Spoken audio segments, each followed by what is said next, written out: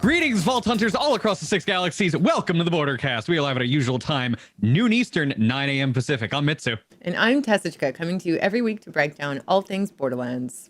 As always, we want to take a minute to thank all of our new listeners on iTunes, Spotify, Stitcher, and those watching live on Twitch, YouTube, Facebook, Steam, or later on the VOD on YouTube. And if you are enjoying the program, we would love for you to give us a big ol' like, follow, or favorite, as all I want for Christmas is you to do that.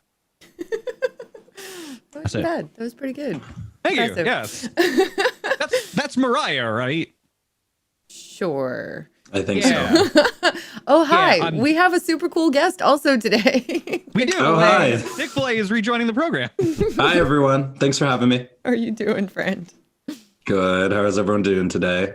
Good. Everybody enjoying the new PS5 load times with only 1.5 claptrap dances now?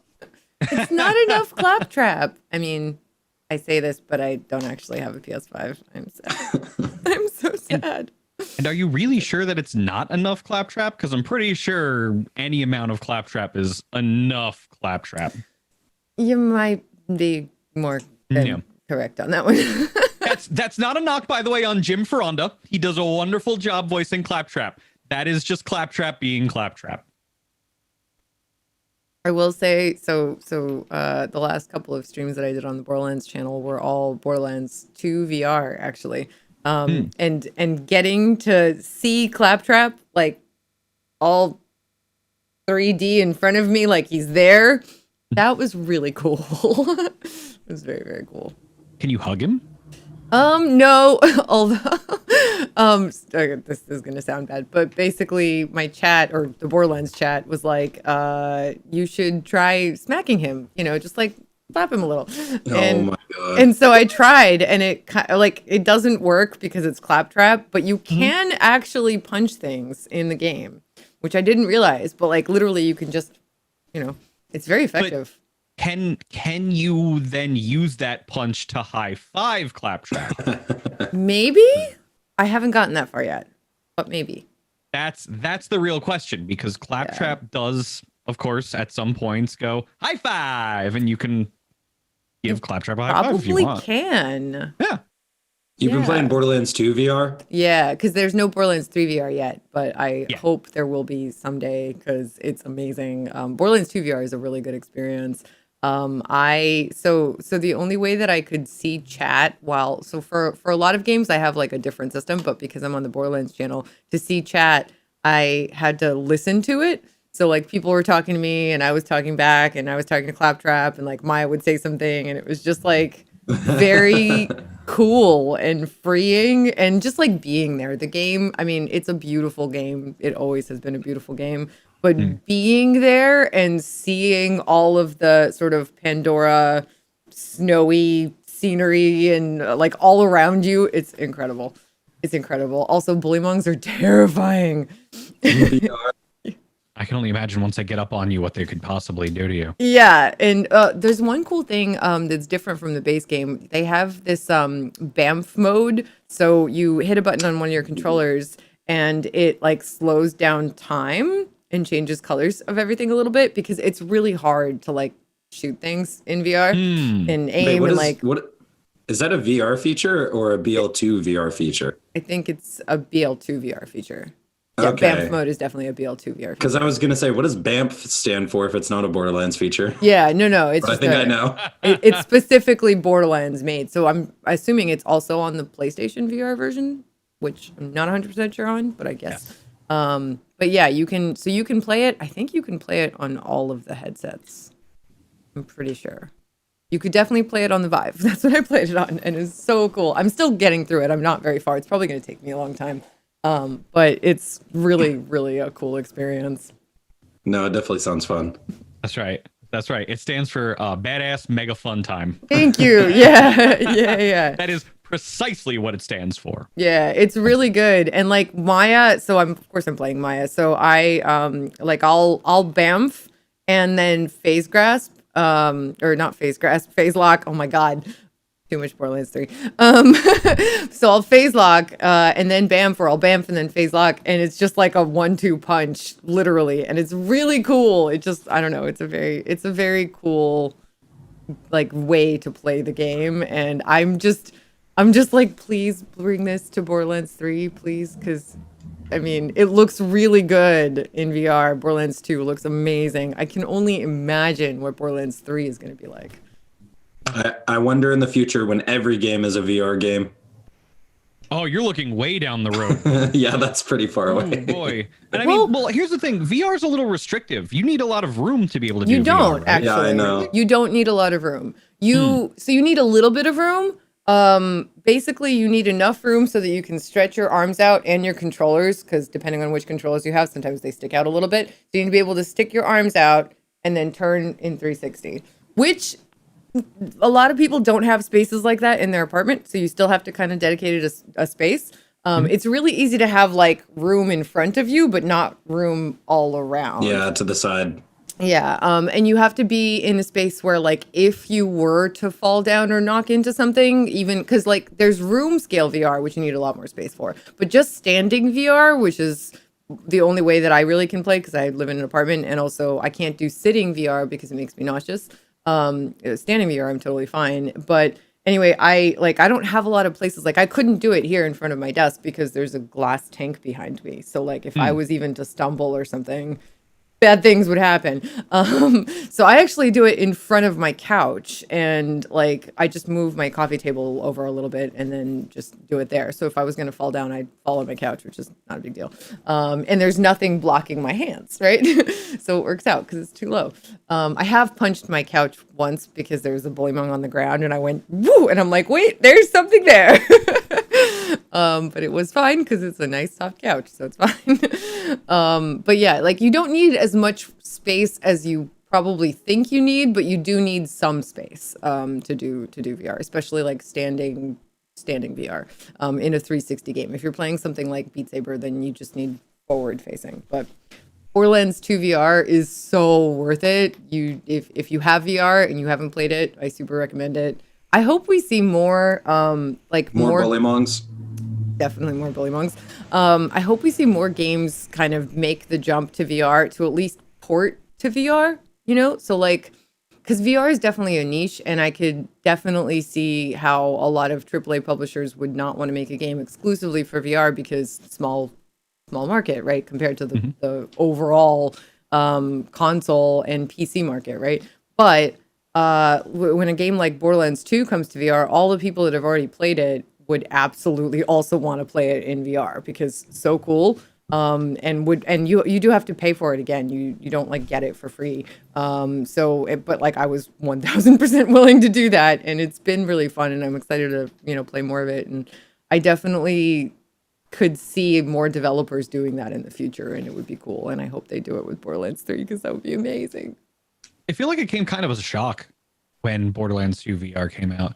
There really aren't too many games that are actually doing this. I can't think of anybody else competitively in the space right now that's doing any sort of VR work like that. So it's fascinating that they actually managed to put it together. And it sounds like from you actually playing it that it's not just like this jumbled together half butt experience. Yeah, it's like they really did. It's not like a bad port it, or anything. It's actually really cool, and it feels native to VR. You know, like they thought about all of the things that would be different or harder, like that's the reason for the BAMF mode, right? And things like that, like all of the things that would be harder, and they have like comfort settings and all this stuff, so they definitely did a lot of work to make that happen. But I think it's amazing that they took the time to do that, and it's a really awesome experience thanks to them. So I do know there are a lot of like community mods for other games that can port a basic game to VR, but that's not the same thing at all as like a AAA developer being like, okay, we're going to make our game VR, you know? And so Borderlands, like the trailblazers that they are and have always been, decided to do it and did a really, really awesome job. And I think I hope more devs follow suit, and I really hope they do it for Borderlands 3 because that I'll like live in VR if they do that. It'll be awesome. They did it for BL3. Yeah. Then you could have the root splash light directly into your face instead. Yeah. Oh, poor Moe's players are going to have a field day. Same with the flacker. Can you imagine firing a flacker directly in front of your face and having it go pop? I will do it. It'll be amazing. I won't. It'll have the same effect on me as Electric Soldier Porygon did, which is it's just a deep cut for all the Pokemon fans out there. Designer's Cut. Designer's Cut. It's out right now. You should probably go get it if you haven't already. I can't emphasize enough how good Designer's Cut actually is as a DLC for Borderlands. I'm having so much fun with Arms Race. I imagine both of you are as well, and I'm sure we'll get into that. Oh, yeah. Oh, yeah. Borderlands 3 out now for PlayStation 5 and Xbox Series X. If you know you can get one, unlike your hosts here. I don't know, Thick, have you actually managed to get one yet? One of the new consoles? No, not at all. Wow. So we're 0 for 3 here on the Bordercast today. Yep. Sorry, guys. Can't we can't give you the in-person review, if you will. But from what I've heard, it is wonderful with its 1.5 dancing claptrap load times. Bunkers and Badasses, the tabletop game that we are all waiting for here on the Bordercast, is coming. I believe in March, I think they announced as its date. Hopefully, fingers crossed. That'll be a special Bordercast episode. Oh, it'll be might be a month. Yeah, several version. And that's just covering that on the show. And then, of course, Tess and I are working behind the scenes on developing a show where we will be able to have people on the team and a BMDM, if you will, coming on, maybe somebody on the team or somebody from another community who wants to join the community and show off their DM strength. That'll be a nice show for the channel, but we'll see how that shakes out. Mayhem 11, as we've talked about many times here, I'm going to remind you all of it because it is amazing. The fact that you can turn off modifiers now and just go absolutely nuts. Wonderful for your friends who are still getting their Borderlands legs out from under them because they don't have to worry so much about all the stresses of dodging literally everything flying at them. New PS5/Xbox Series X performance mode, guaranteeing 120 FPS on TVs and monitors that can do so. So with Christmas coming up, if you don't have one, I highly recommend looking at getting something that has a 120 megahertz refresh rate.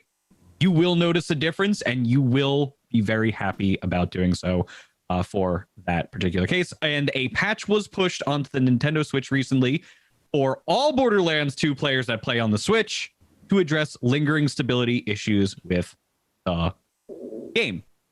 So cool. Yeah, that one was really, really exciting. There were some complaints, especially I remember on last week's show, and I've had a couple people while we were doing our Borderlands channel streams who have come in and been like, hey, what's up with Borderlands on the Switch? It's not running the right way. Is there some news on that? And now we can officially say that yes, the patch was pushed yesterday. That should hopefully address all of those issues to everybody's satisfaction.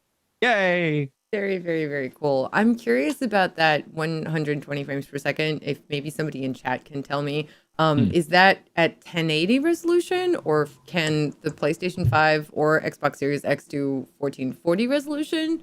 Because I know 4K can just do 60. So I'm really curious if it's 1080 or if the PS5 or Xbox Series X does 1440. Because I know like 1440 is kind of like a PC thing, but it shouldn't be. Because for the size of monitors that a lot of people play on, like, 27-inch, 32-inch, even like 28-inch, all of those, the 1440 is like the perfect size. 4K is really, it's like everything gets really small, so you have to make it bigger anyway for that resolution. And if you're playing on 1080, you really don't need like if you're doing a 24-inch monitor, 1080 is perfect for that, right? So if you're playing on a TV on your couch, then you want 4K. But 120 frames per second is sweet, so sweet. So I'm curious. It's a very noticeable difference. Community manager Noel mentioning in chat, by the way, that the haptic feedback on PlayStation 5 is absolute fire. And that is something I've heard of for the PS5, especially when it comes to Borderlands 3. When you feel the feedback when you fire a gun and stuff like that, woo! That's spicy. Yeah. That's what I want it for. I want it for the haptic feedback, basically. Everything else is just a bonus after that. So I'm excited for that. Yeah, cool. There's a lot of cool stuff going on. So Tess, you were talking about VR. Is there anything else you were doing on the channel, or anything else in Borderlands you were doing this past week? That's basically what I've been focused on the last little bit. Before that, of course, I was playing lots of Arms Race, and I'll be doing more Arms Race. I might do a bonus stream later today, but if not later today, then definitely Sunday evening. And I'll probably be doing more Arms Race and just more Borderlands 3 stuff because reasons. Because cool technological reasons. That's all I can say. But yeah, so I'm so addicted to VR right now. And like when I first played Borderlands 2 6.5 years ago, or almost 7 years ago now, geez. That was the first like modern FPS game I'd played. It was one of the first more modern games that I'd played, and it kind of like set the bar for all the other games I was ever to play for like ever on normal monitors and stuff. And it was a very hard thing to live up to, I think. Set the bar very high. Borderlands 3, of course, obviously met and exceeded that. But Borderlands 2 VR, I felt like it was like just going with the tradition. Like I had to play that first, basically, before I played any other kind of like story, any other kind of shooter, any other kind of anything. Because I knew that Borderlands would be like, okay, this is what it's supposed to be like. Then I can play all the other things and be like, judge you, you're all right, that kind of thing. I just want them to put Borderlands 3 on VR, please. If you put it out into the universe, it will come back to you, hopefully. It's so good. BL2 is so good. I want BL3 because BL3 normal is amazing. Obviously, it's my favorite game.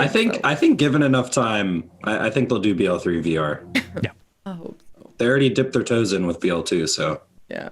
Thick, you seem to get excited a little bit earlier when I was talking about Arms Race in particular. So was that what you were doing this past week in Borderlands? Yeah, actually, lots and lots of Arms Race.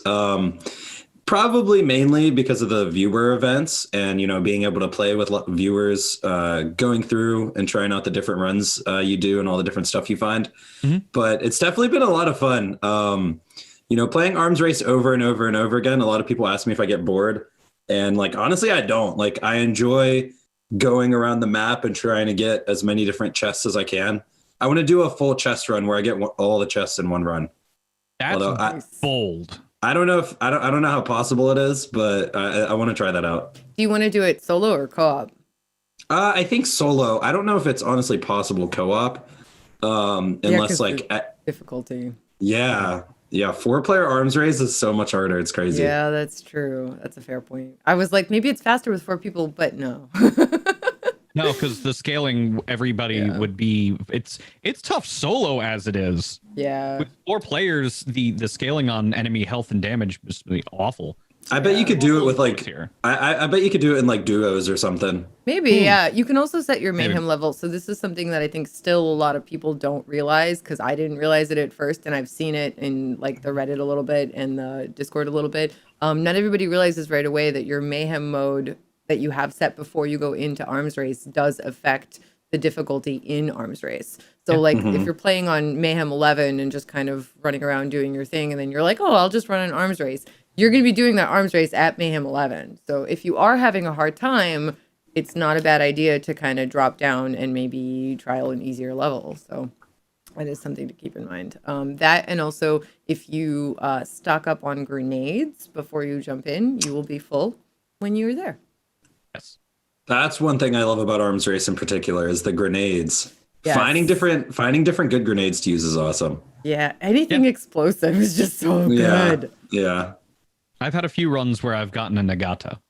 And oh boy, that's it. I don't need anything else. If there's a like I probably have a decent gun by that point, and once you have the Nagata, it's like, all right, a badass enemy shows up. Okay, chuck 3 Nagatas and it's dead. It's immediately dead. You have nothing to worry about at all. I used to use grenades as a Zane player. I don't use grenades typically. I know. Did you find out he has some grenade voice lines? Does he? Does. Why does he have And you them? didn't know that? Who knew? You don't no hear reason. I wonder if they ninja'd those in, or if they were always there. They've been there. Yeah. Because you have the option of not taking a second action skill and using your grenades. Yeah. But why would you do that? It's always not there. common. It's so cool though. I mean, I love, and I think that was a huge part of the point of this game mode. But also it really does that so well. It just makes like all of these guns and items and things that maybe you wouldn't necessarily use in the base game shine so much. because you might have abilities, or you might have, you might be relying on other things or whatever to do like main base game stuff. But in arms race, everybody's on an even keel, so to speak. And it's really cool how much all of these items shine, and it's great. It's really great. It feels really good to find like that thing that's going to get you through. Oh yeah, they're wonderful.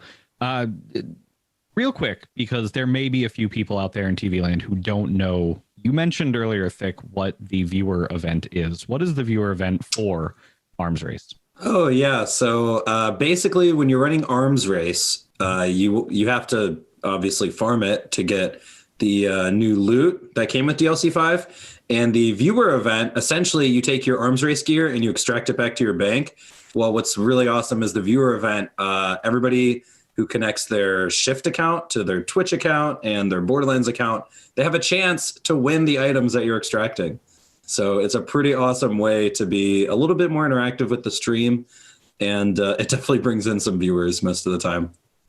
Yeah, I've noticed that streams that definitely have it on are doing a lot better than those that don't, and it incentivizes people to go and watch streams, which is wonderful for us because then you get to meet a little bit more of the community, which yeah, definitely super fun. Although I believe it only works for Twitch right now. It doesn't work for any other streaming service. So yeah, just for Twitch. Yeah, it does change things a little bit, but that's okay. It doesn't need to be that. So I've been doing a lot of Arms Race, obviously, talking about it a whole bunch when I'm playing on the official Borderlands channel. It's a lot of just going there, trying for a plasma coil, not getting a plasma coil, getting everything but a plasma coil. You haven't gotten a good one yet? Getting it. Yeah, I think I've gotten 4 total, but my bank has increased in the amount of items that have been in it by about 150. And only 4 of those are plasma coils, and all I've been doing is Arms Race. So that means everything else I have extracted is either a class mod or a Dark Army, a Boogeyman, a couple binary operators, things like that. That's all my bank has in it right now. I can't get lucky. Have you tried out the operator yet, Mitsu? Are you loving it? I haven't. And the only reason I haven't is because I learned something the other day that made me very sad. And I don't know if it's 100% true, but I'm going to assume it is based on what I know about Borderlands. So I found out, and you can correct me if I'm wrong on this one, that the way the binary operator operates is if you get one with a 300/90 anointment, which I did, 300% damage on any target over 90% health. For those of you who don't know, that's an anointment. Good. That damage only affects what is listed on the card. It does not apply to the hidden value of the binary operator. So the way the binary operator works, for those of you who don't know, is on the card, it lists 2 damage. Some list actually 1 damage. And if you fire it and it is not a kill shot based on a hidden damage value, it does 2 or 1 damage. But if it is enough to kill an enemy, it will just one-shot that enemy. So in my mind, the way that should work is the 300/90 should apply to that hidden damage value. It does not. It would only buff that 1 damage to 3 damage or that 2 damage to 6 damage if it was on the lower end of the spectrum. And that made me really sad because you would think that if you're going to have this gun that's going to blow people away, that you would have it where if they were, if the anointment said 390, would also apply to that particular anointment, but it doesn't work that way with the damage value. So I got really sad about that. Am I reading that correctly? Am I correct in that assumption? Or that so yeah, you're correct that it does not work with the hidden damage value. Right. I think how that actually works is, I'm pretty sure someone told me this is how it works, is that your anointment doesn't apply pretty much. Mm-hmm. It doesn't change the value, but for example, if you have an enemy that is under that value with the 390 anoint, you will see a bigger number. So I think I think the hidden value doesn't change. But if you reach that hidden value, you can see a bigger number. And then if you don't reach that hidden value, you do just see the tiny number, but with the 390 applied. I think it has something to do. It's kind of weird like that though, but yeah. Yeah, it's when damage is calculated.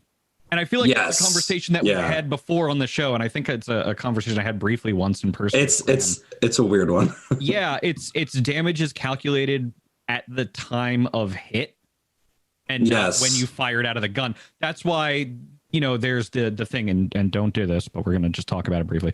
There's such a thing as like crit swapping, where you would switch to an Unforgiven, so you'd get the bonus damage on Unforgiven after you've already fired something else. You could do that with like a lob, for example, something that's a slow projectile.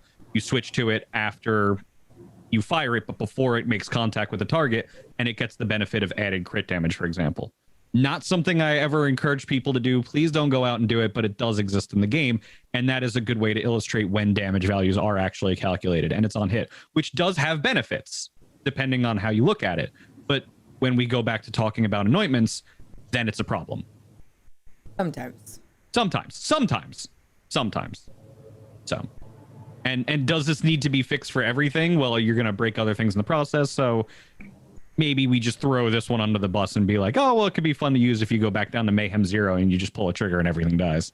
I mean, it's possible it could be adjusted in a way that accommodates sort of the way things are calculated. I suppose maybe. I don't have the math brain to figure out how to do that, but there are people way smarter than me at Gearbox, so who knows?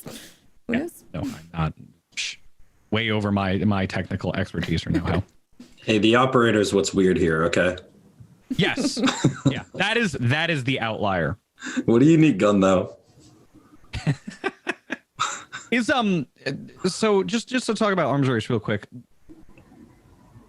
Are there so most of the guns, the shields, the class mods stand out. Are there any of them right now, Thick, that you feel don't perform as well as you would like to? Binary operator aside, obviously. When it comes to guns, not really. They're all pretty strong. There's not one in particular. Let me pull up the list, honestly. There's not one in particular that stands out in my mind that I wish worked better. All of them seem like really powerful to me in general. What's your favorite then after you answer this? Okay, so my favorite is probably between the Tizzy or maybe probably the Tizzy, honestly, just because of how it shoots. Like when you let it heat up, it just goes burr, like that's all you hear. And nice. It's such a joy. Nice. I have one. I forget if it's the Tizzy or there's another one that starts with the letter T, and I can't remember the name right now. Teddy? I think it's a Tizzy. Maybe the Hotfoot Teddy. Hotfoot Teddy? Yeah, that's it. So that Teddy, one is hilarious. Yeah, somebody sent me one of those, and I also have a Tizzy, and I haven't actually tried either of them yet. I haven't had a chance. Like, I have the guns, I just haven't. I've been so in love with the Dark Harmony and the Plasma Coil, which I'm so lucky to have both of them. Oh, the Dark Harmony is so cool. Yeah, I love both of those guns. They're amazing. But I want to like compare the two Ts. So I might have to do that soon. What's actually is really, really strong is the Critical Thug. Ooh. Really? That gun, it's a little bit weird, and I feel like it's not everyone's cup of tea. So I feel like that's why you don't see a lot of people talking about it or using it. But that thing has a lot of damage on the card. I'm pretty sure it's like 30K or something. And then it also gets 200% crit damage. Nice. Which is like pretty crazy. That's one of the issues I've had. So I have a ×2 Critical Thug URAD. So under 50% health, 150% radiation damage. Is it 150%? Yeah, okay. Just making sure.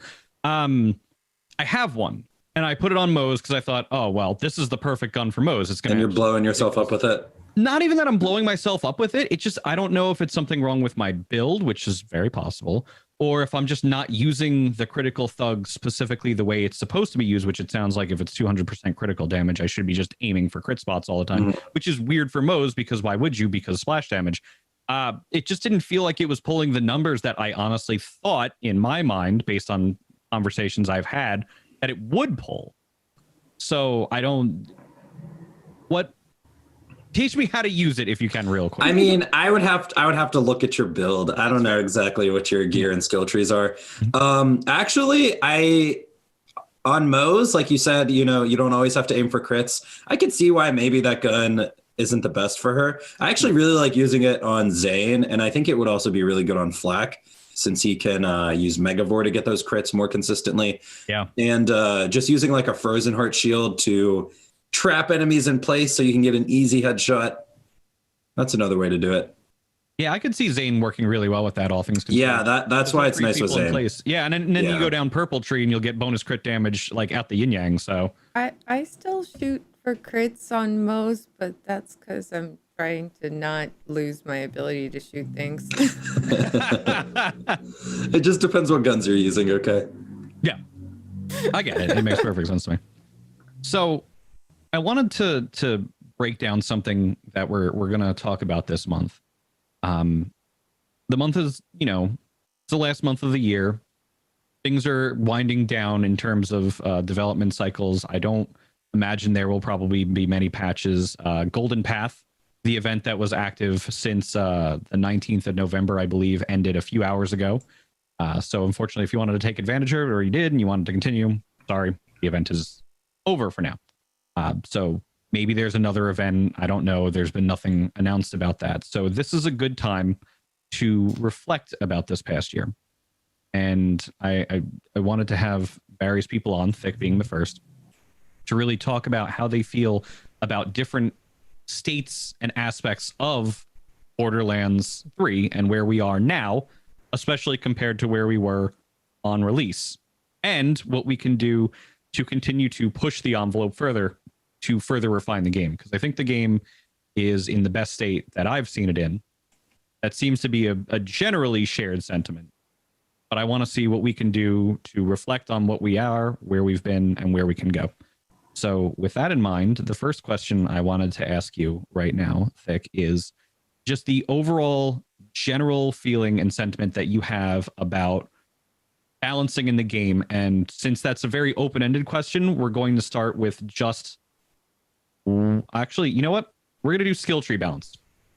How do you feel character skill trees are right now in the game?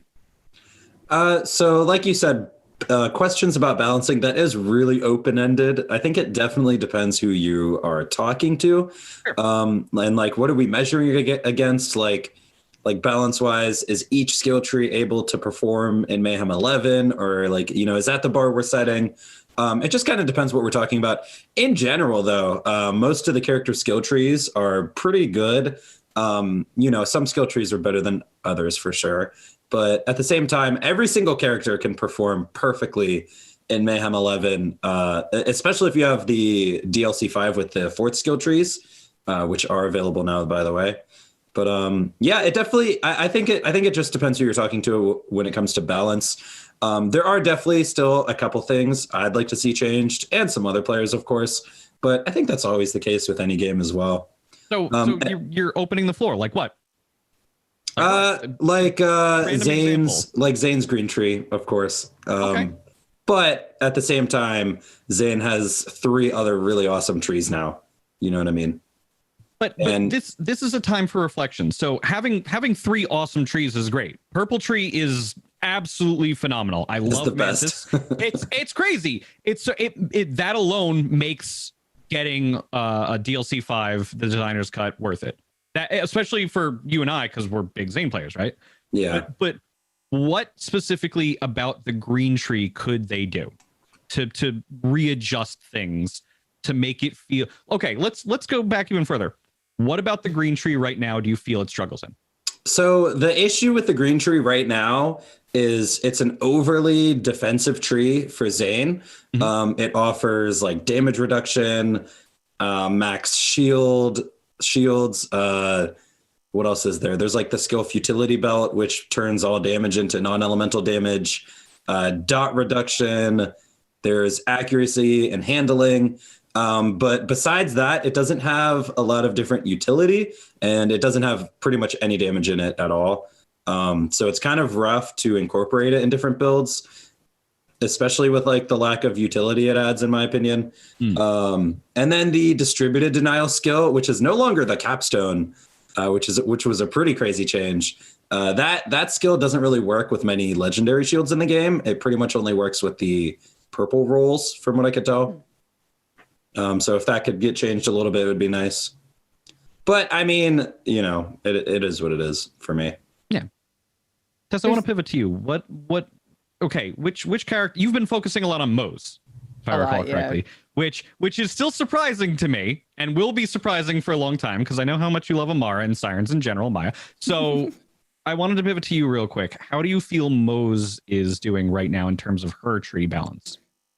I think she's doing pretty well overall. I know that Baby Bear needed a few adjustments, but he got them or it got them.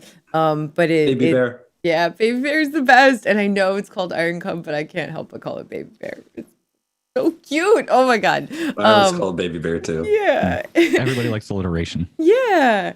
And it's just adorable. And it packs quite the punch now, so it's very, very good to use. My favorite build ever for Mose. So I have two really amazing friends on the team that do a ton of Mose builds, and also, so the two friends are Triple G and Psychotic Wolf, and then also K6 does a bunch of Mose builds a lot, and I love his builds too. And my favorite though is like a version of GT Shorty, which is a Triple G build.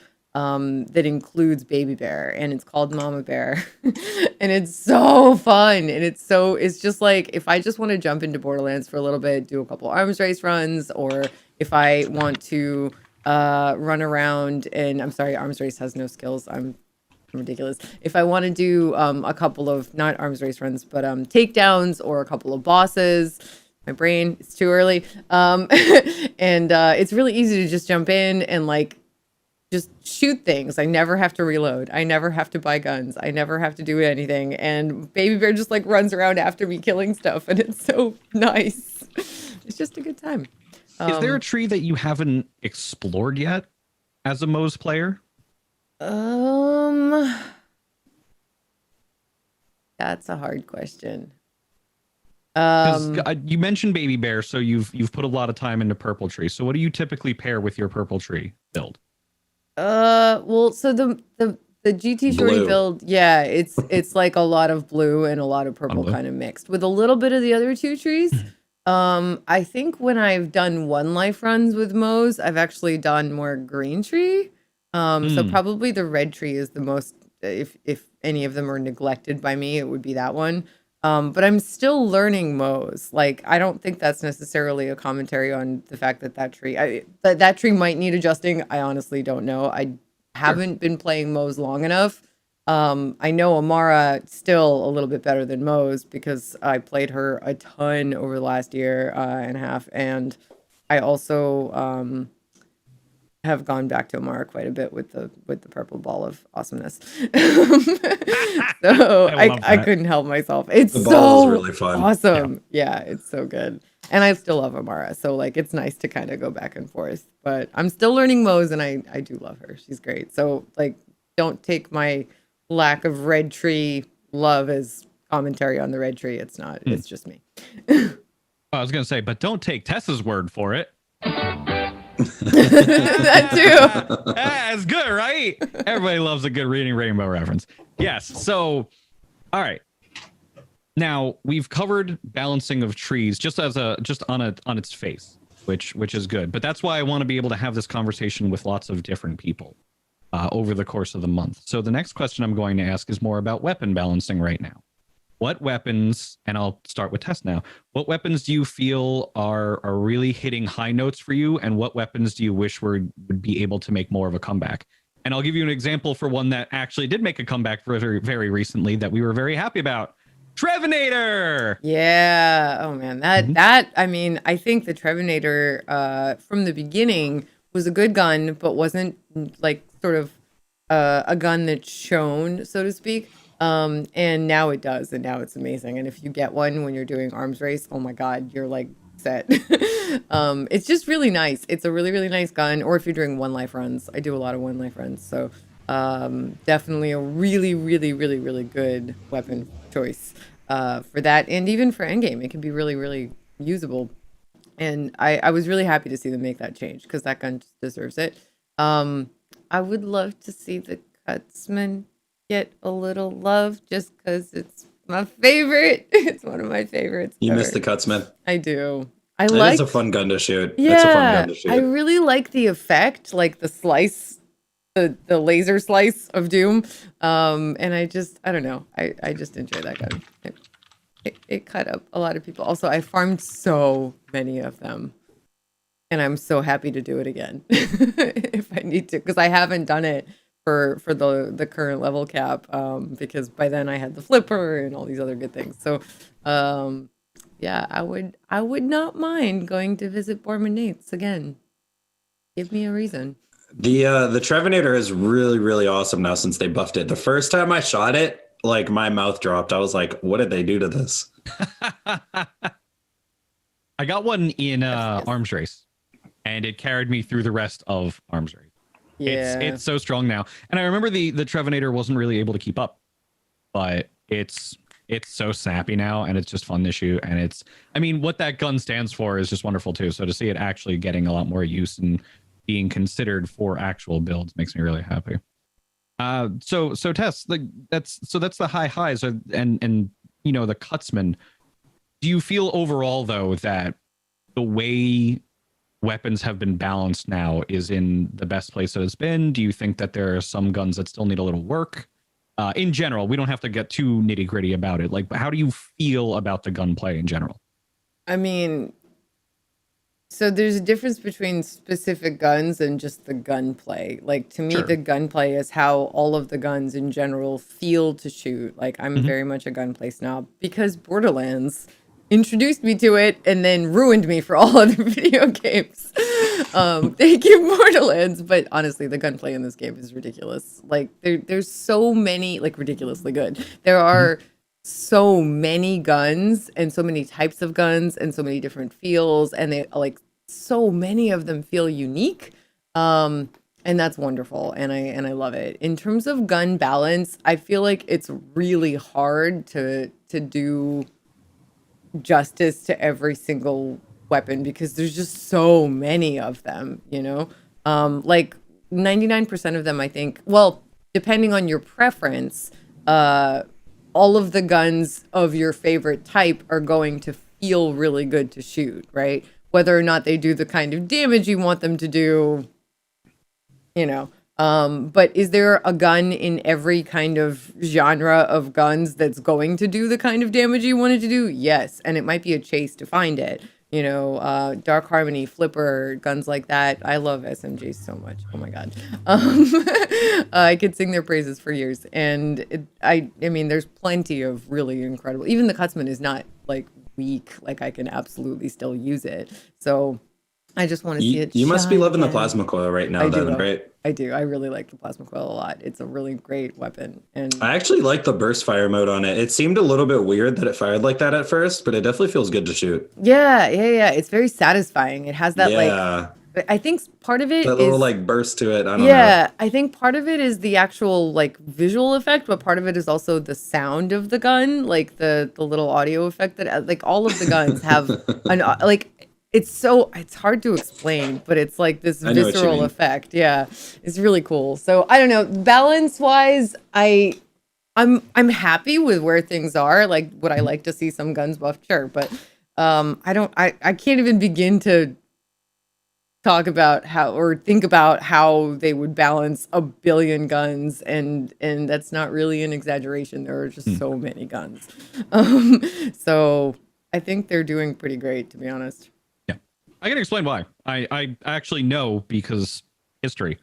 I know why you love the plasma coil so much.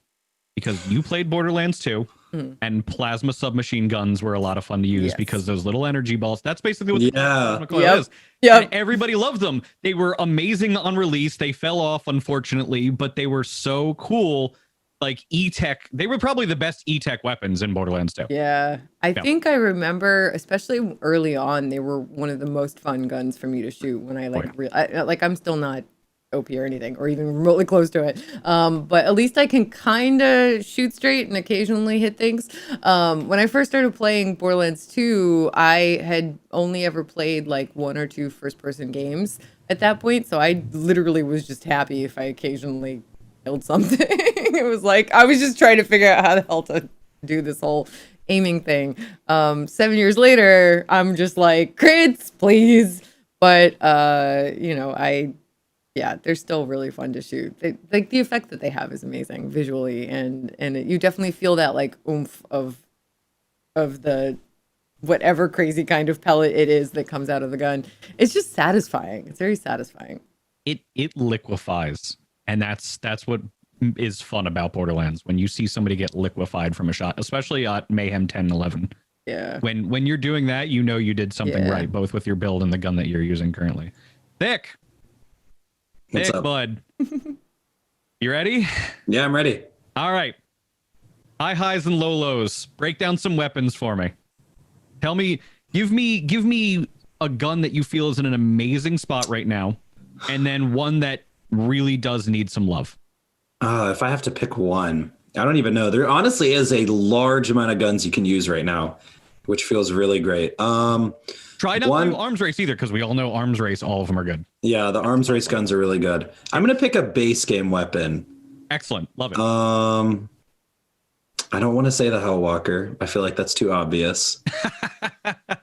Maybe I should pick a DLC weapon. I really enjoy the Skull Masher right now. Really? You use a little bit of you mash any skulls lately, Mitsu? No. Well, here's my thing. Snipers always are like hit and miss for me. Just that's why I was really happy to hear about the binary operator, but then I heard, certain aspects of how it works. Yeah, the operator's weird. Okay. Yeah, it is for me, and then it isn't for me. And the monocle got buffed a little bit, so I like using that in arms race. Oh, the monocle is actually really good to use in the base game. Yes. Like you could use it in takedowns. Mm-hmm. You can make that work. But why the Skull Masher specifically? So the Skull Masher is just a really awesome. It's like a Maggie as a sniper, with the ×7 pellets. Mm-hmm. I think it's just the ×7 pellets that really makes it so nice. And it just has really strong damage. And especially if you get like a good class mod with like a Jacob crit roll, you can one tap things sometimes. And I like freezing enemies with the Mantis Cannon and then sniping them in the head. Okay. Oh, you're cheating then. You gotta have your targets live and running around. No, listen, I play too much Zane. Okay. Yeah, I guess it's fair. Yeah, me too. So that's the high end. Now, think of something that's a little bit more low end that you'd like to see elevated. The Crossroads. I really enjoyed the Crossroads when at the beginning of the game's life cycle. It was one of my most used weapons, and I used it a lot I used a corrosive Crossroads to kill Wotan's top half, because obviously you're never going to hit it with a Cutsman. I've tried many. But yeah, that was actually after they took away the pellet as well. It was still doing pretty good for Mayhem 4 after they nerfed it, but now in Mayhem 10, it just doesn't feel the same anymore. No, and I miss the accuracy too. They took away some of the accuracy. The Crossroads is in like a weird space with like the hyper focus and another submachine gun that I can't remember. I think it was the Devoted. Yeah, they're all in like this weird area, and I think they're all Hyperion too, aren't they? Well, the Devoted's Malawan, isn't it? Oh, is it It might be Malawan. Yeah, I think the Devoted's Malawan. Yeah, but they all occupy this weird space where it looks and seems like they would hit really hard, but then you use them. And I've even used them in arms race when things are a little bit more balanced around guns only, and they don't hold up. And I'm like, what's up? What's going on? The hyper focus, I think you could get the same change that the conference call got. So if you don't remember, a couple weeks ago, they buffed the conference call a little bit, where so you know how it creates all those like extra pellets? Right. Well, basically with the conference call, I forget how they worded it, but it's something like the enemy that you're actually targeting will get hit by the pellets guaranteed, instead of having to rely on like overlapping hitboxes or like a wall next to the enemy that could bounce the bullets off of them. Mm-hmm. I think if they did that to the hyper focus, it would definitely be in a way better spot. But I don't know. Maybe the damage just needs buffed for all I know. And how do you feel just in general about where weapon balancing is at this particular point in time? In general, we're in a really good spot, in my opinion. There's definitely a list of different things you can make work. And I think it definitely has to do with a lot of the power in the skill trees. Like a lot of the characters are really, really strong with just some of their different skills, like, Moses' Skagden, Zane's Commitment. Like, some of those skills definitely make some guns work that probably wouldn't work. But I mean, that's fine for endgame content, having some of the skills carry you, because those skills aren't super powerful like early on as they are in endgame, So switching gears off of that, I'm actually going to go back to Tess for this one first. Because Tess, this is usually one of your strongest areas of expertise, and I know we're at odds with it sometimes, but I do want to hear your thoughts on it. Now we've got 4 DLCs out of the way, and we have Arms Race, which did bring back Axton and Sal. How are you feeling about the story thus far of Borderlands 3? I'm super, super happy. I just realized I was muted. I'm muted sometimes for the stream, but not for you guys. And I have to actually pay attention to my board. So pro streamer strats. Anyway, I love the story of this game. I love DLC 4 and like sort of what they did with it and how they brought Maya back in like a way that feels genuine without like diminishing her death. They still brought her back to us and gave us a way to like A, interact, B, spend time, C, feel like she still lives on in both Krieg and Ava, hopefully. I hope they do more with that. Like, I have no idea if they have any plans for any future story or anything like that, but I hope that eventually they'll like do something where Ava has some kind of talk with Maya or interact, or maybe even flashbacks or something. I don't know. I just hope that there's more to that. But I'm really, really happy with where it is now, especially director's cut, maybe. Who knows? Yeah, we have no idea. That's a different topic. Yeah, we know that director's cut is coming in early 2021, but we have absolutely no idea what's in it. It could be anything. So, I mean, I think at this point after DLC 4, whenever and if ever they do more story stuff, and if it's related to Maya in any way, I'll be extremely happy.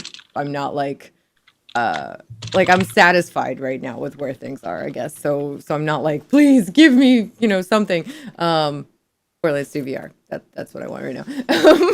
But anyway, I'm happy with where the story is right now. I think it's great. That's good.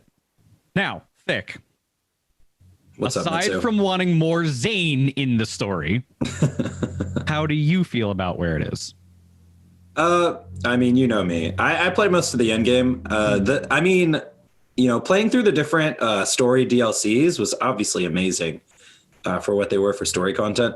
The Krieg DLC was so good. I think it was their best written story content in the whole game is the Krieg DLC, in my opinion. Really? Yeah, for sure. Just because that DLC genuinely made me feel all the emotions. Like I laughed, I cried, I was happy, I was sad. Yeah.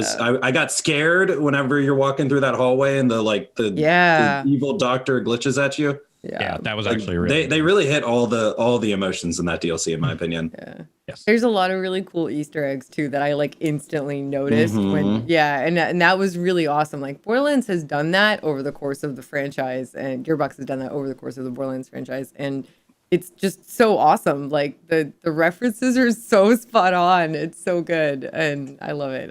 I think it's the best DLC for any game that I've played so far. That's brave. I've heard a lot of feedback from a breadth of people in the audience right now, people when I'm streaming on my channel, when I'm streaming on the official Borderlands channel, and typically speaking, everybody loves Psycho Krieg and the Fantastic Cluck, but they do feel it was a little light on story sometimes, even though it gave a lot of characters that we care about back. Because we care about Maya, obviously. We care about finding more about Ava. I don't think it was necessarily light on the quality of the story. The DLC was a little bit short, and that's also due to stuff with COVID. Like, didn't they make that DLC completely from home? Yeah, they did. Yeah. And that's insane. Amazing, all things considered. Yeah. Yeah, exactly. But it was definitely, much shorter than some of the other DLCs. Like DLC 1 was very, very long compared to the other ones, in my opinion. Yeah. But DLC no, in a good way. Well, no, yeah. It had so many different environments too. Like so many different. I mean, so did DLC 4 and all the other ones too. They had different locations and things like that. DLC 1 though just kind of shocked me with how many totally different environments and little bits of like story pockets and things that it had. It was really special. They're all really good. But yeah, I mean, like DLC 1 might be my favorite, by the way. I'm not sure yet. That's fair. Fair. Yeah, it's easily mine, but I know it's Mitsu's. Yeah, well, I love Jack, and I know everybody says let's let Jack rest, put him to bed, we're done with him. I can't. He's just, there's something about him that just makes him a standout character for the ages. That and you'll always want more, and whether or not you should actually get that more, that's a matter of a different debate. But as just a personal opinion, if I saw more handsome Jack one day down the line in Borderlands, real handsome Jack, not Timmy, real handsome Jack, I would not be objectionable to it, as long as they continue to do the character justice. That's not an easy character to have live that long and have people not get sick of him. And I understand. I want to see more Rose, because I think Rose is a lot like Jack, because she has that like charisma and she's a lot bit bad, but she's also very, very good. And isn't the Rose story really similar to Jack's actually? A little bit. In a lot of ways, yeah. Yeah, it's very much like, so I think bad guys that started out as heroes in their own minds are very empathetic, right? And yeah, so definitely. it's like you can understand where they come from. You can easily put yourself in her shoes or in Jack's shoes, really. Like, what would you do in his situation? You know, who knows what you would do when faced with that. And so they're very empathetic and or easy to empathize with. And so it's very attractive, I think, in a good way. So I definitely want to see more Rose. Did you say Rose attractive? No, not at all. I'm just kidding. I mean, she is attractive. No, she is. Yes, she's a badass woman. I'm kidding. She's incredibly gorgeous. Yeah, and I definitely want to do that cosplay at some point. But yeah, I would love to see more Fiona from Tales. Also, have you played Tales, Thick? I forget if I've asked you this before. No, but I have watched. I've watched it be played. I've seen the whole game. Okay, all right, I'll take it. But yeah, it's the story, and I mean we have Vaughn and we have Reese. Why can't we have Fiona and Sasha and Gordis? I know. I was about to say, why can't we have Gordis? Gordis. How come Gordis isn't a playable character yet? What are we doing? I'm just kidding. I don't know. I want to know. Please tell us, or just bring her back, Gearbox. We would love to see her so much. I think that, but this highlights one of the issues, and I'm going to ask both of you actually how this works, because Borderlands 3 continued to expand upon all of these characters, but also introduced a whole cavalcade of new characters. Every single planet, there's new people, and not just one or two. It's like 5. It's a lot, and all of them are like starring characters of their own games in their own right, where every planet then feels like its own game, except for maybe Athenas, which only introduces Ava and I guess the Order of the Six Storms. I forget what it's called. Somebody's going to correct me on that one, but you know what I'm referring to. And that has its own characters, of course, as well. Is it too much? Do we need to rein it in a little bit? Why? Not at all. Not at all. Because when we how much time do we really get with these characters? We don't spend a lot of time with the B team. And that kind of broke my heart because I love Brick and Morty and Tina. But that doesn't mean we won't necessarily get to see them again and spend, like, we don't know. We obviously don't know, but it leaves room to tell more Borderlands stories, and maybe some of that will be in Bunkers and Badasses, where, we'll have our own crazy creations of characters amidst an expansive sort of set of NPCs, so to speak, right now I'm in 2 D&D type tabletop RPG campaigns. Only one of them is actually D&D. The other one is based on Vampire the Masquerade and is really awesome. They're both really, really awesome. There are a ton of NPCs in both. And so like one of them, actually both of them, just like our little party will show up in a location and there'll be so many different people to talk to, you know, and they each have their own personality and their own quirk, and they might give you a side quest, or they might, you know, do crazy things. It's exciting, and you never know what's around the corner. And I feel like that makes for a really, really, really good role play and a really good sort of feeling of being in a real universe when you role play. And I mean, all of us role play a little bit when we play video games, even if we're not talking to anybody, like in our own heads.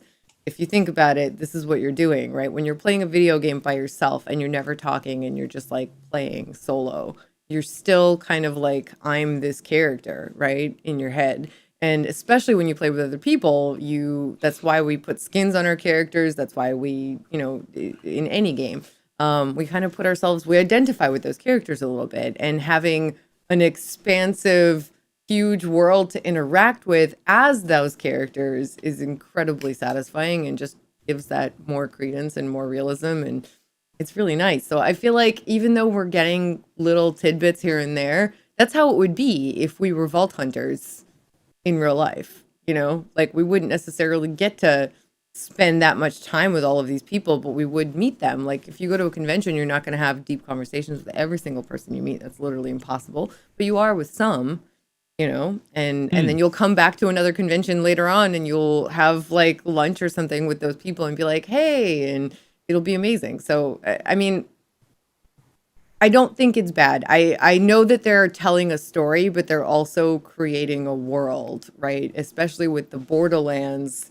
in Borderlands 3, actual like lands, multiple planets and systems and places to be. They really created a universe. And there's so many cool things that can happen in that. You've got, of course, Borderlands 3, and Borderlands 2 and 1 and Borderlands 2 VR, but you also have Bunkers and Badasses in the same universe, right? And it's expansive and it's awesome. So like it just I feel like it gives them more to do in the future potentially, and also gives us more to do and more to kind of feel about it, which is really cool. Would you, this is a question for both of you as we continue to begin the process of winding down, would you play spin-offs for each of those planets? Oh yeah, what do you mean? What does that mean? So I'll give you an example, because every single planet introduces a lot of characters who would be worthy of having games in their own right if that was ever to happen. And I'm not saying that Gearbox should do this. I'm just putting an idea out there because this is what we do. We put ideas out there in the universe and you never see what happens. Let's say we had a Borderlands game, or a game set in the Borderlands universe that centered around Eden 6 and Clay trying to get the planet back on track, doing work for the Jacobs Corporation, working outside of Reliance, doing all of those kinds of things. Would you play a game that's kind of centered around Clay, like reforming, what's his group's name again? Now it's going to kill me because I forget his group's name, but I know what you're talking about. But you know what I'm talking about. The Rogues. The Rogues. Yeah. Would you play a game based around Clay and the Rogues hanging out on Eden 6, doing work for the Jacobs Corporation and maybe doing their own things also? I think we would love more Eden 6 and Jacobs. Yeah. And we got some more Athenas too. Yeah, and some more Rose. And whatever she does, wherever she goes, I don't care. I just want to be there. Rose needs to come back. And when she does, I want her to come back with Captain Scarlet. And I want them to do a buddy pick where it's the two of them palling around doing something ridiculous, because they would play off of each other so well, because Rose is no nonsense and Captain Scarlet is all nonsense, and they're both bad guys and they're both murderous crazy people. And I think that they would really work well together. Agreed. Super, super, super hard agree. I mean, Rose is amazing. Oh God, there's so many good characters. There's so much potential, you know, and like if who knows what will happen in the future. I know that when I play Bunkers and Badasses, I'm going to weave all of these cool characters into the game somehow, if I can. I've never DM'd before, but I'm going to probably try with Goodness. So I wonder if we ever see Rose again or Captain Scarlet. I hope so. I really hope so. I feel like it seems like no, because they're kind of like side DLC villains. But at the same time, it's like you never know what could happen with them. Yeah, and I Because mean, they just disappear, you know? Rose is such a badass. Like, I know she's a villain, but she's also just like a really strong female character. And Borderlands has always been amazing about representing everybody. And Oh, yeah. so it's really cool to see that. And I just want more. I mean, okay, the complaint about, I guess what we've established when talking about the DLCs, the complaint about DLC 4 is more, please. That's a really good problem to have, you know, when that's the biggest complaint is like, please more. Like, we want more. We want it to be longer. Like, I think that's almost a compliment. It's a complaint, but it's a compliment. You know what I mean? The only thing I want is a takedown of Krieg's mind. That would be cool. Because you could do anything in there. Yeah. Who knows what you'd come up across. And That's like, true. imagine you could have Maya join you for part of it or something. That would be so cool. Yeah. Ember is a really cool character. Somebody in chat just mentioned. I agree. Yeah, That Red Cup. Yep. Ember versus Captain Scarlet and Rose. That's the game. That's the game right there. Ember's the one who sends you out on the missions and does everything, and those two are the ones that you're opposing. That's Sure. the winner right there. I like it. Sold. Done. All right. Before we get to wrapping up and doing all the things that we do, I had one last question for both of you. It's very open-ended, but let it fly. Whatever your minds can possibly conjure. Thick, first to you. What would you like to see in the director's cut? Anything. This is just anything you want to see for the game at all. I mean, truthfully, a raid boss or multiple raid bosses. Okay. Just some more endgame content. I really enjoy Arms Race for what it is for endgame. But at the same time, the only downside of it is we can't use our new skill trees in there, you know? Which it's insanely fun. And at the same time, I actually also want to see more Arms Race maps because of how much fun it is. Me too. But like I said, at the same time, it's not a new piece of, like, you know, the designer's cut came with fourth skill trees and then content where we can't use our fourth skill trees on. So more raiding, more takedowns. But I guess director's cut probably wouldn't have a takedown in it. But a raid boss would be awesome. Yeah. That would be really, really hype for everyone too. Yeah. Oh, big time. It's really hard. It's hard to like choose a thing because I also like, I feel like a cool place to use our cool new skill trees would be amazing. But also, so like definitely raid bosses, please. If that's at all possible, that would be amazing. Or another well, I mean, takedowns are in the base game. So like Yes. we won't need a DLC for another takedown, which is really cool. It's really awesome that is free content that they work their butts off to give us. So hopefully there'll be another one of those. We'll see. But either way, in director's cut, I would love to see something like a raid boss, just so that we could like really use those new awesome skill trees. But also, yes. I super want more arms race maps. I want like maybe a different environment. Like imagine a jungle environment or something like that. Oh, that could be cool. Yeah, or maybe on Necrotafeo or maybe somewhere on Athenas. You know? Hey, can I say one more thing too? Yeah. Something I actually want to see come back, and we touched on this at the beginning of the show. Bully mongs. I want more bully mongs. Yeah. As an enemy, yeah, sure, absolutely. I might have PTSD from them from Borderlands 2 VR, but it's okay. Listen, Donkey Mong was like one of my favorite Easter eggs ever. Yes. Donkey Mong. Yes. And underwater. Oh my God. Someone in chat, Mr. Radblock, saying underwater or sky areas. Underwater would be incredible. Could be interesting. Yeah, that would be so cool. I feel like they could make it really similar to the low grav maps anyway. So yeah. Because I remember they talked about how they did a lot to make low grav possible. Yeah. Like making an underwater theme map, like wouldn't it just be the same kind of? Yeah, a little bit. It would be a little different, but I mean, yeah, it would definitely work and be amazing. Like visually, they could totally. Wow, that's a great idea. So I like the idea in principle because I love underwater maps in any game that I've ever played. But I'm going to just exercise a little caution here in it because I have to be that guy. Sorry, everybody. Everybody loves the idea of underwater maps. Everybody.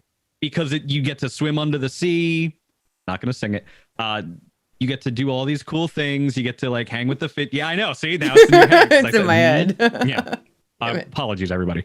And here's the thing. I don't think, and this was actually brought up just in chat just now. I don't think that they would bring back an oxygen mechanic. I think they would just strap a tank to you and give you a snorkel and call it a day. Yeah. Because that was one of the things people did not like about the pre-sequel, was that it was very limited when you were outside of some areas that they had to do the oxygen. It wasn't fun. I mean, they have low grav on the moon in Skywell, and they have low grav on DLC 1 in various outside the space station places, and you don't need oxygen or to worry about it. I'm sure they could figure it out.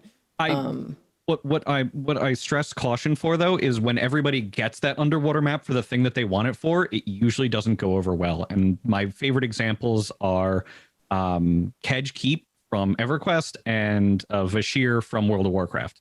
Everybody wanted underwater maps because I thought it was a great idea, and then everybody got them, did them once, and said, we're never doing this again. This is just not going to work. Okay, so I haven't played this, and I have no knowledge of EverQuest really at all, besides having played a little bit of Landmark. So I can't really comment, but my take on that is they did it wrong.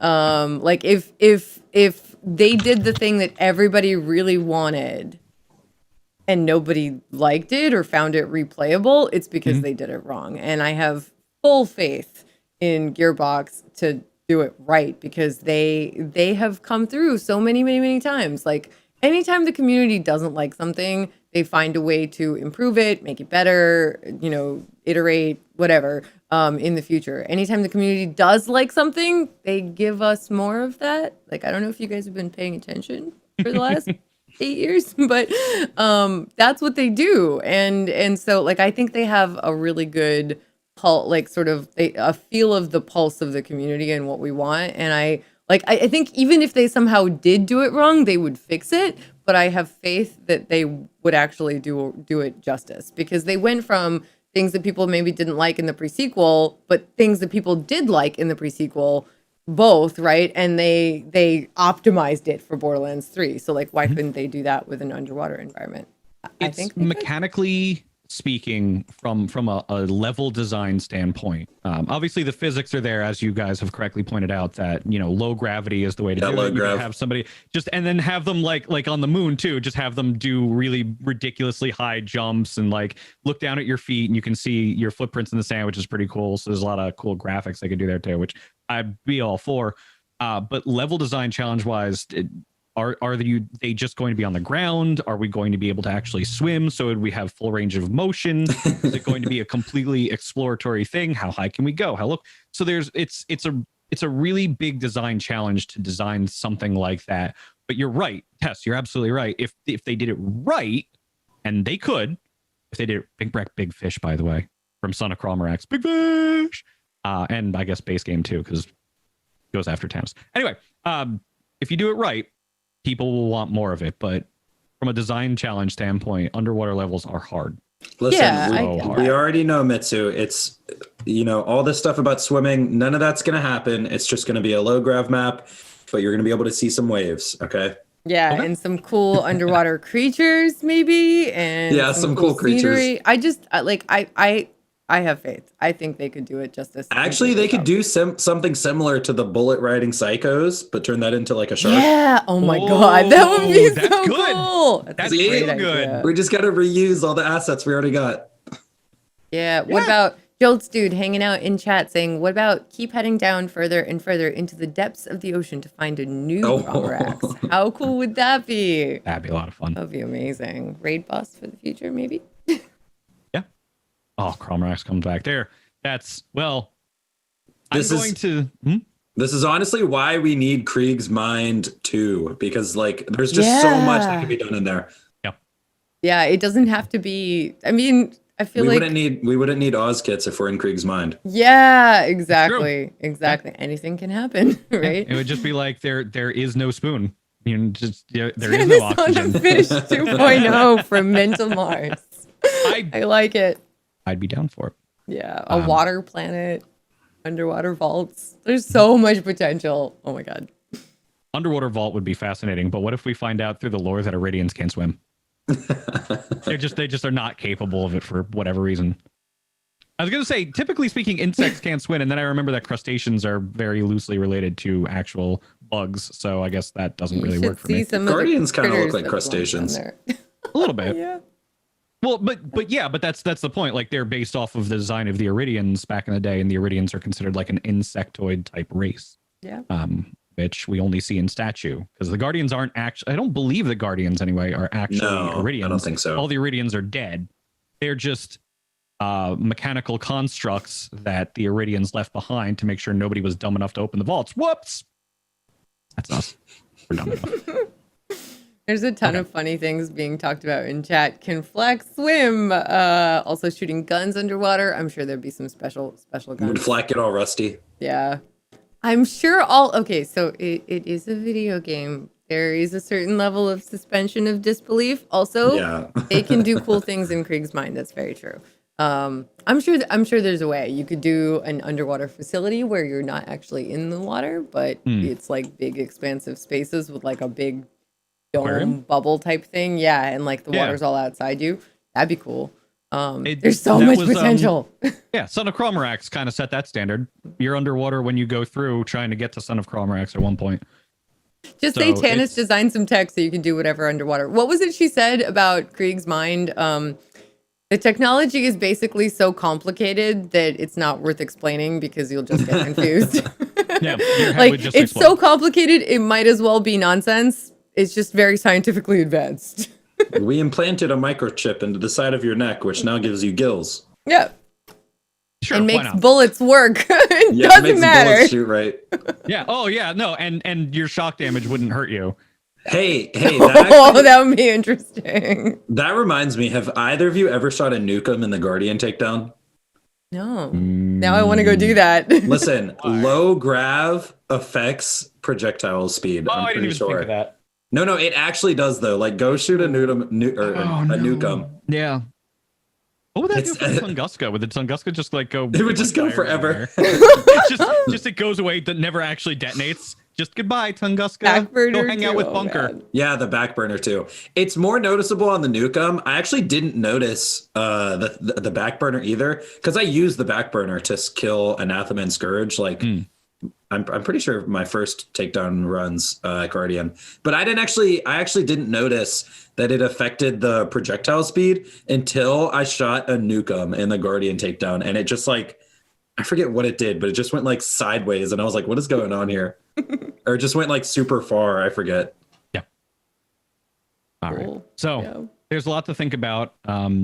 As a tease, as we like to call it in the radio business, I'm actually not going to give any of my thoughts about any of these things until the December 31st episode of the Bordercast. So if you want to know what I think about all of this stuff, you're going to have to wait until the end, but you're going to get little snippets of it over the course of the entire month with all of these episodes.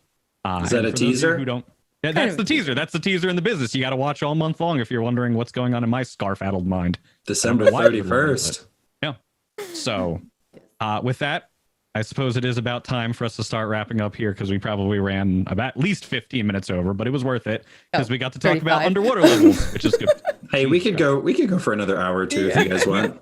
We probably could, but as much as I would like to, there are other things that we do have to do on the channel. So fair enough. We have this buff right here. But Thick, thank you so much for joining the program. I wish I could stay for longer, but like you said, we all have important work to get done. Trust me. ThiccFilA will probably be streaming on his channel later, I'm assuming. For those of you watching, you can see it written right there. It's ThiccFilA _ ThiccFila _ for those of you guys listening. It's the same everywhere, right? Is it the same on YouTube? On YouTube, it's just ThiccFilA, but you'll find me if you search me. Cool. Yeah. And Tess, where do they find you? Twitch.tv / Tessa CHKA. So it's TESSA CHKA. And also right here on the Borderlands channel, I'm depending on whether or not technology cooperates with me, I might do a bonus stream on the Borderlands channel later today. We'll see. But you can always find me either here on the Borderlands channel or on my stream or Tess Games on Twitter. What about you, Mitsu? You can always find me on twitch.tv / Mitsu, MITSU, whenever I decide to turn on the stream, which is often-ish, not really. No, not really. No, not often at all. But it happens sometimes, and when it does, it seems to be a delight for everybody, especially me when I actually have the time to do it. Twitter.com/Mitsu Show, MITSUSHOW. And you can actually find me this Sunday night from 8 to 10 p.m. on the official Rare Drop channel, which I believe is twitch.tv/Rare Drop, or it might be Rare Drop Co. Let me just make sure I get that right there. Otherwise, I'm really sad. But I will be doing a special marathon that's lightly for charity called Holiday Home and Hearth, where we're going to be just kind of hanging out, and every streamer is going to be doing certain things that they just want to do to chill, create a warm and accepting environment for everybody out there. You know, obviously COVID sucks, so there are a lot of people who are separated from their families. There are some people who are just kind of like alone out there right now, and we wanted to create a space for positive mental health awareness, inclusivity, and diversity for people to be able to just come and chill and just share in the holiday spirit, because it's a rough time for some people and we want to get through this together. So feel free to check that out, that it's actually being organized by the wonderful mind of Snaps, She Snaps Gaming. And my spot specifically will be Sunday night at 8 o'clock p.m. Eastern time. And for me, what I specifically will be doing is I actually am going to take a gimbal, put my phone in it, and I'm going to be walking around my local town and just showing off all the cool Christmas and Hanukkah decorations and Kwanzaa decorations that people will have in their homes, and just kind of just talking with chat and mellow it out, doing the things that we do. So that's it. That's all I got. It's awesome.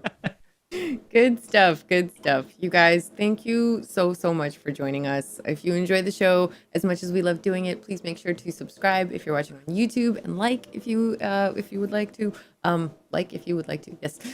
Get those notifications set up on Spotify, SoundCloud, iTunes, TuneIn, Google Music, soon to be YouTube Music, and Stitcher. And join us live on Twitch at 12 p.m. Eastern, 9 a.m. Pacific on Thursdays, unless there's a special episode, which we'll let you know in advance.